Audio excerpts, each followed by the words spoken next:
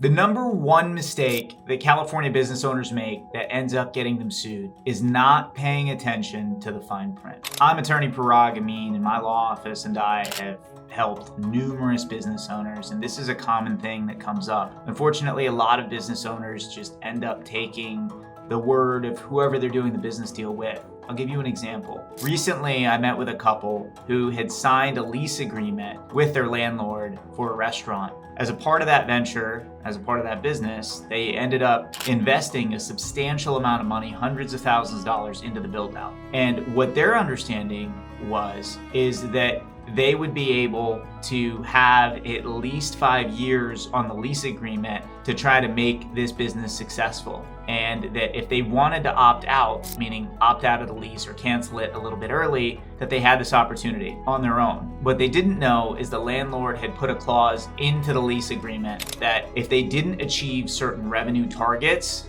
within their first year, then the landlord could cancel their lease agreement early because the landlord was taking a percentage of their sales. Now, unfortunately, this couple just didn't know, and what they didn't know ended up costing them hundreds of thousands of dollars. So if you're a business owner, please make sure that you're reading the fine print. Make sure you have the help that you need to make sure that you understand what the lease agreement says or whatever your agreement is, because that could end up costing you big. If you have more questions about this, please reach out to me or another attorney to make sure you get the help you need to protect your hard-earned dollars and to protect your business, your livelihood, and your legacy.